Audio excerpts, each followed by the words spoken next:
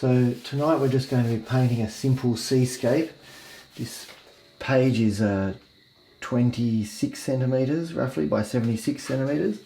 And, ooh, got a bit of red on there. That's interesting. Where did that come from? So, yeah, so this style of painting that I'll do tonight, I've sold a lot of paintings that are similar to this, so we'll just do a bit of that. So I've just wet all the page quite thoroughly, and I'm just going to come in with some cerulean blue first. So I'm just going to come in here. Let's just come in here like this. Keep it nice and simple, and then we'll just bring a bit of that in here.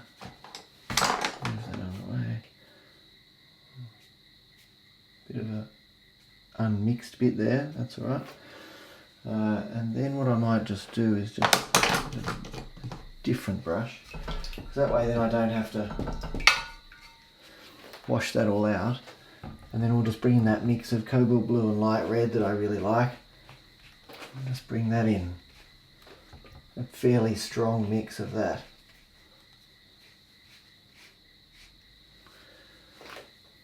Nice.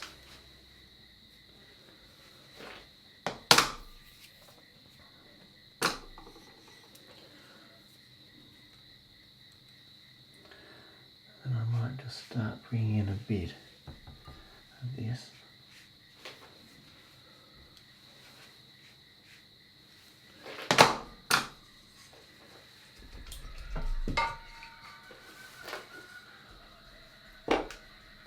Bring in this beautiful cobalt turquoise light.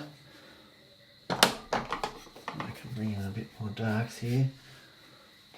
We're just going to keep this super simple, like super simple.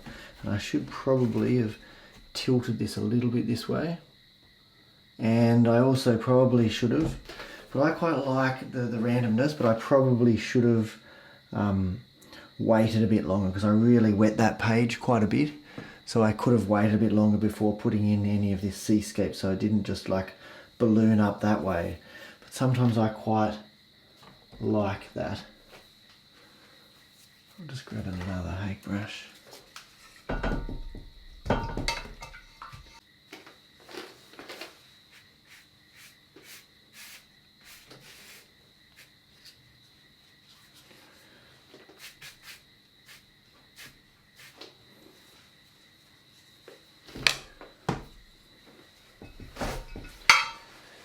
So it's pretty simple. We're trying not to do too much. I've got a flat nylon here, and I'm just lifting out some lights a little bit.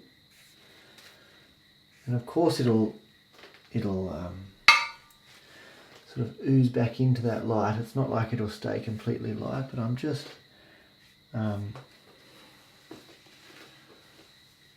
lifting it out a little bit along the horizon there, not trying to be too exact.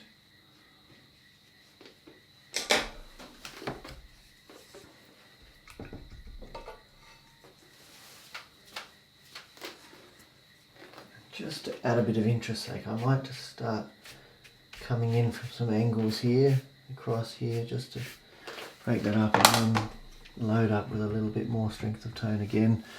And also, sometimes if you want to get some really strong pigment, what's a good thing to do is tilt the bowl up, and then load up with that pigment that's sitting at the bottom. It's going to be much stronger, much thicker, and of course on a wet page like this it's going to balloon, but it's still going to be stronger, which is what I wanted.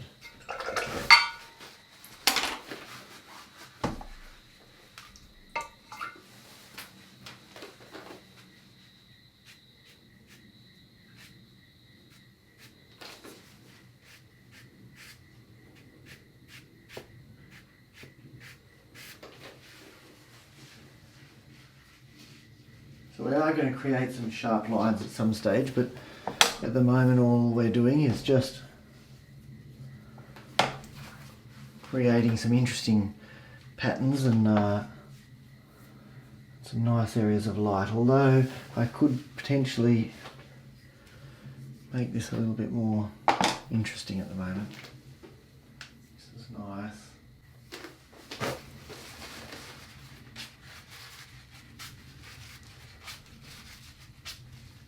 So when I'm using a tissue, I'm just making it the shape that I want, and then just bring it across, and then it soaks it up there, but then I turn it. So I make sure, unless I want to put that back down on the page, I make sure I get a fresh bit of tissue each time when I'm trying to, you know, create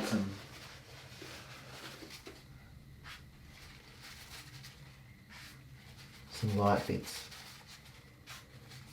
Because of course, if you don't get a fresh bit, you could push it into the page and make it pretty permanent.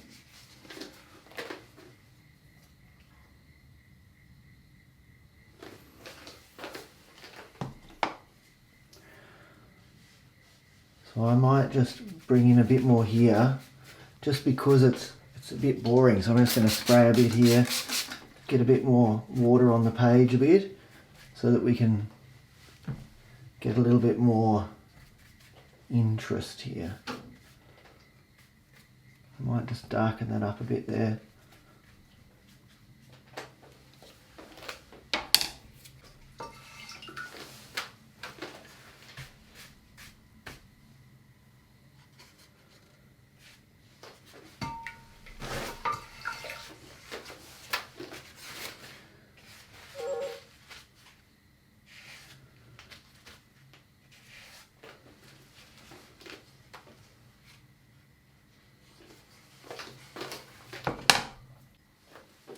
So I'm just going to bring in a little bit more strength of pigment here on the top. It's dried a bit more now.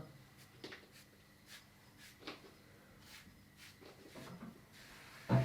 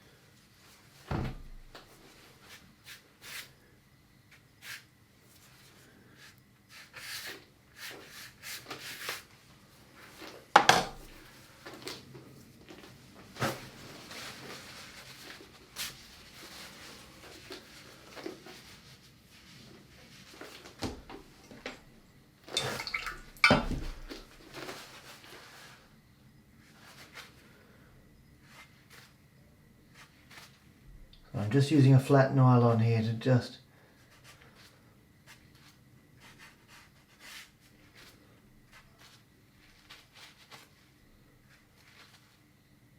lift out some lights a bit out on the ocean.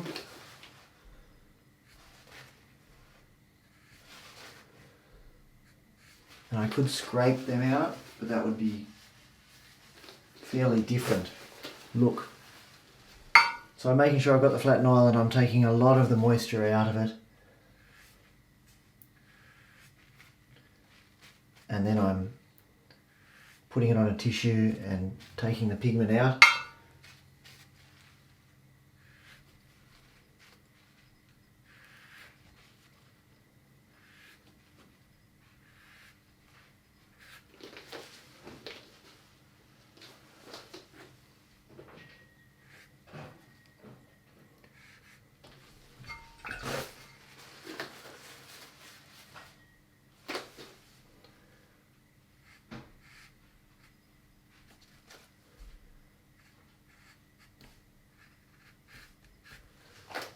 So I might just add a little bit of that mix of Winsor blue, red shade and light red, and then I might add that to a little bit of the mix of cobalt blue and light red to just make a dark to put in here. rightly or wrongly, I was thinking I might just put in a little bit of a dark.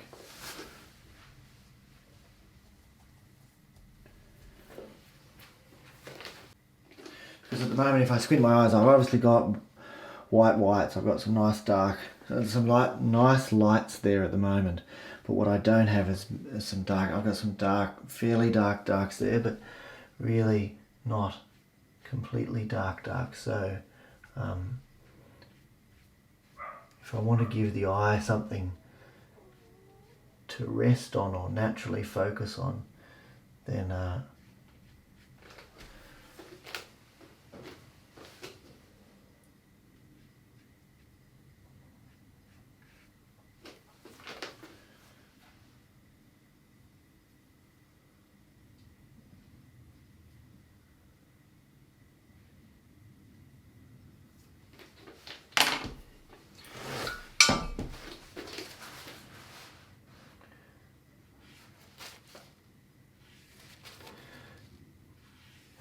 and so I suppose sometimes in these what I'm doing is I'm creating something that I think is pleasing to the eye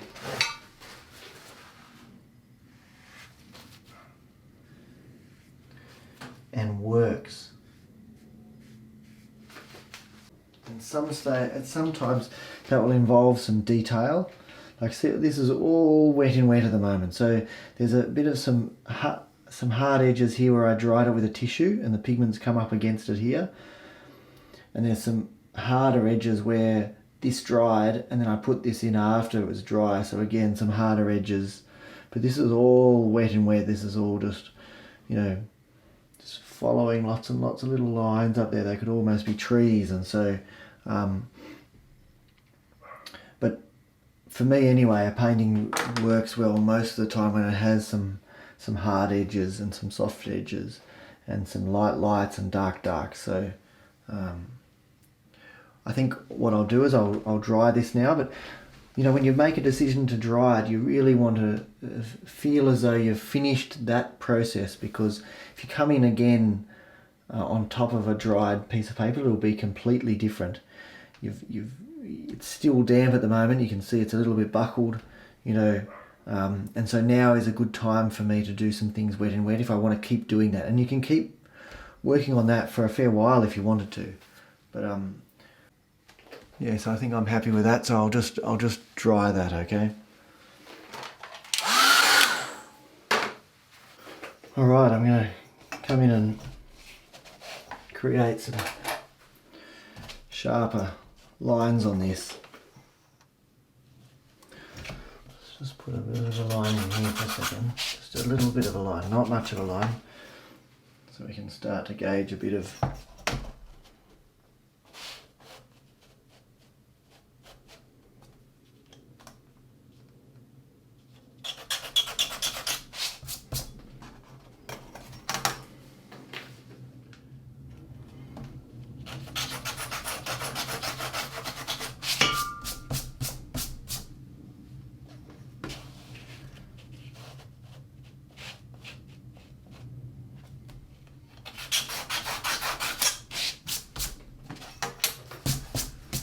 because of course you can have different points where the surf meets the land. It doesn't have to all be on the same line, because of course as the coast goes up and then comes down, it can go up a bit, but generally the highest point is the furthest away point, which means that this is not quite working 100% at the moment, although I could just put something right off in the distance. Interesting. Right off in the distance, could be catching the light, like right here.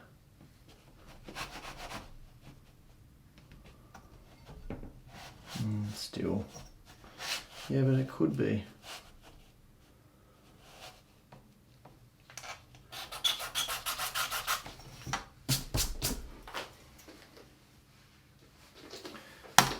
Could be.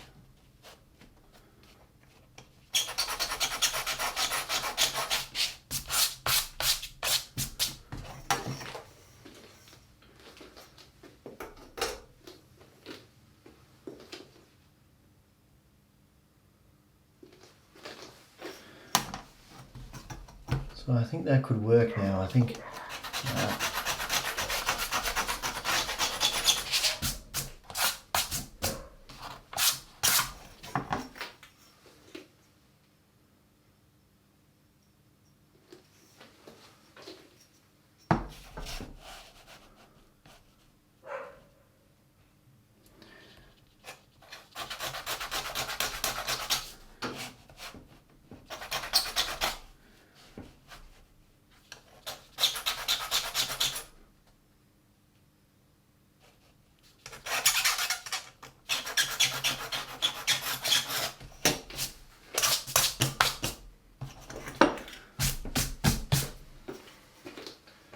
then we do get the horizon in the right place, but it's just obscured because of all the light.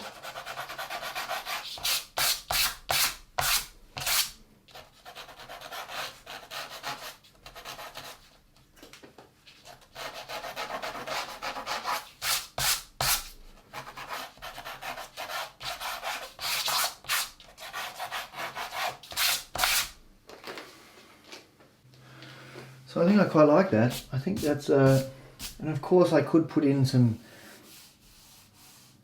sharp edge detailed here of some landmass, and I could make some of this,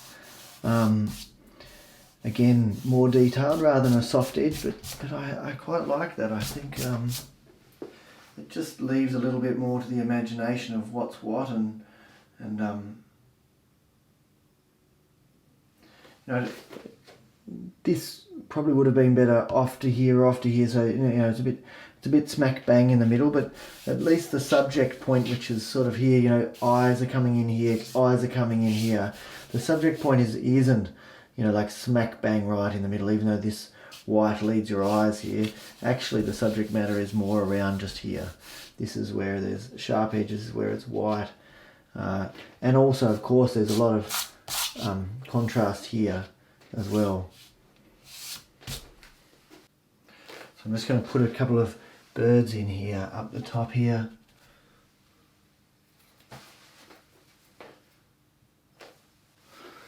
One here.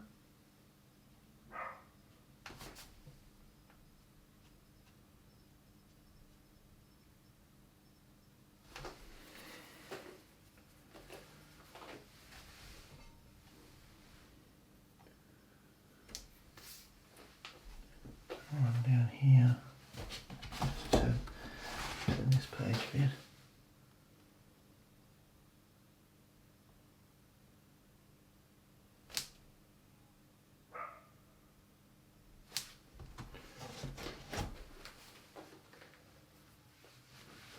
So you can see the birds there. You know, they're not part of the subject from a distance, but when you come up close, they form part of that painting, the feeling of the storm front and the birds and all of that. So nice.